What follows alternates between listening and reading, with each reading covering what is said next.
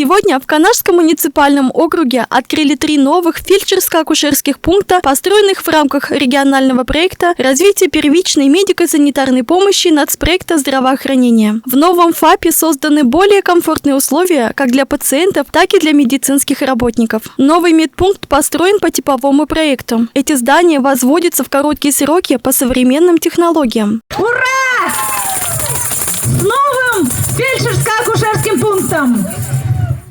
В холодное время года помещения отапливаются за счет газа, подведено водоснабжение и есть канализация. ФАП ведет амбулаторный прием взрослых и детей, патронаж маломобильных пациентов, беременных женщин и детей до года. Здесь же происходит лечение по назначению врача пациентов всех возрастов. Житель деревни Сиделево Канашского муниципального округа Васильев Александр поделился с нами своим впечатлением о том, каким ФАП был раньше и что изменилось. Сейчас не как раньше. Раньше анализы не брали, тут давление не мерили.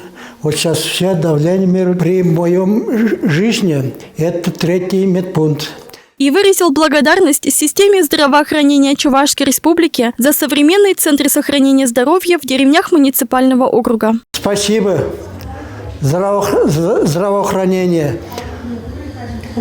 На новые эти строения, чтобы наша жизнь продолжалась. Петрова Елена, заведующая ФАП в деревне Сиделево, рассказала о своем медицинском опыте, о том, как она попала в ФАП. Я работаю в медицине, всего у меня медицинский стаж 42 года. Именно в этой деревне, в деревне Сиделево, работаю я с 97 года, это получается уже 24 года.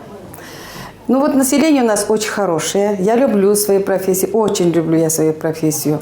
Хочу приносить радость, вот, например, здоровье, чтобы никто не болел. Я очень люблю свое население, очень люблю свою работу. И той самой праздничной атмосфере открытия нового медцентра. Такое освещение, да. А в старом было, может быть, у нас одна лампочка, да.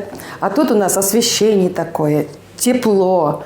Уютно, кабинеты, все, оснащение такое еще у нас тут. Вообще сейчас уже, тем более, не как раньше, да, уже вот и в санузлах тоже с поручнями, именно для маломобильных пациентов. А также новым современным оборудованием. Тут и электрокардиограф есть. Именно можно на месте снять электрокардиограмму. Например, мешок амбо для искусственной вентиляции легких тоже, да. Тут есть еще и дефибрилляторы. Таких оборудований ничего не было. Вот. Тут еще можно на месте определять сахар, определять, вот, например, вообще. И все есть. Все есть. Вообще очень здорово, конечно. Людмила Матвеева, Павел Демин. Деревня Сиделево Канашского муниципального округа.